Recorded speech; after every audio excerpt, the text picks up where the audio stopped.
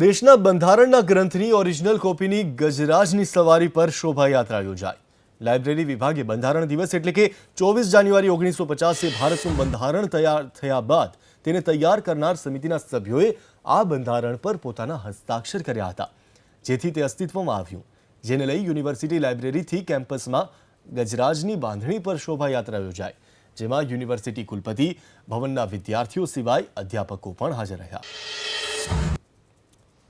તો અમદાવાદમાં ગુજરાત યુનિવર્સિટી ખાતે આ શોભાયાત્રા નીકળી।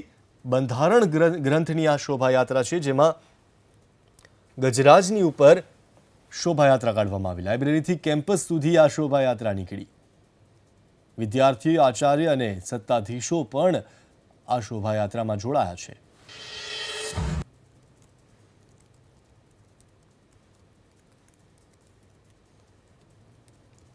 ગુજરાત યુનિવર્સિટીના લાઇબ્રેરી વિભાગે બંધારણની શોભાયાત્રા કાઢી છે। આપ જોઈ રહ્યા છો, હાથીની જે બાંધણી છે તેના પર સર્વોચ્ચ સન્માન આપવામાં આવ્યું છે અને જે મૂળ ગ્રંથ છે લાઇબ્રેરી પાસે ઓરિજિનલ જે ગ્રંથ છે તેને હાથી પર સવાર કરવામાં આવ્યો છે। એનસીસીના વિદ્યાર્થીઓ પણ જોડાયા છે અને તેમને પરેડથી સન્માન આપવામાં આવ્યું છે।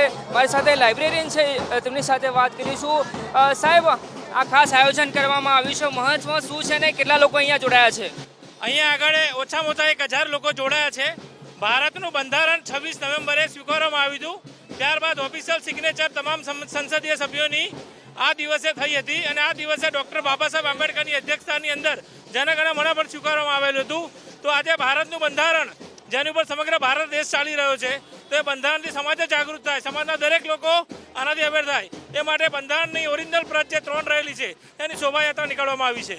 જોઈ રહ્યા છો જે વિદ્યાર્થીઓ છે, એનસીસીના વિદ્યાર્થીઓની સાથે સાથે આપ જોઈ રહ્યા છો કે અહીંયા તસવીરો પણ છે, યાદગાર તસવીરો છે, તેને અહીંયા લગાવવામાં આવી છે અને લાઇબ્રેરીનો સ્ટાફ છે તે પણ અહીંયા જોડાયો છે। એનસીસીના જે વિદ્યાર્થીઓ છે તે આ યાત્રા છે તેને લીડ કરી રહ્યા છે। ઉપરાંત જે વિદ્યાર્થીઓ છે ખાસ આ બંધારણની યાત્રા છે તેમાં સાફો ભરીને જોડાયા છે। અલગ અલગ ભવનના જે અધ્યાપકો છે, સાથે સાથે વિદ્યાર્થીઓ છે, તેઓ પણ જોડાયા છે। વિદ્યાર્થીઓ સાથે વાત કરવાનો પણ પ્રયાસ કરીશું, તેઓ શું કરી રહ્યા છે? આપ જોઈ રહ્યા છો કે માથે સાફો ભરીને તેઓ અહીંયા જોડાયા છે। તેમ વિદ્યાર્થીઓ સાથે વાત કરીશું, પોતે સેલ્ફી પણ લઈ રહ્યા છે। આજે આ યાત્રામાં જોડાયા છો તમે બધા, કેવો માહોલ છે અને શું કહેશો?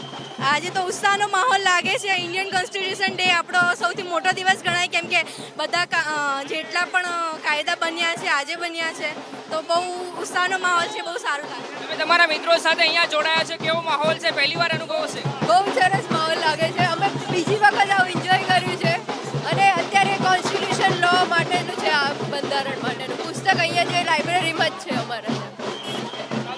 જે વિદ્યાર્થીઓ છે તેઓ પણ અહીંયા જોડાયા છે અને ખાસ તેઓ માથે સાફો બાંધીને આ યાત્રા છે તેમાં લીડ કરી રહ્યા છે। કેમેરા પર્સન અવનીશ તિવારી સાથે અર્પિત દરજી, ABP અસ્મિતા, અમદાવાદ।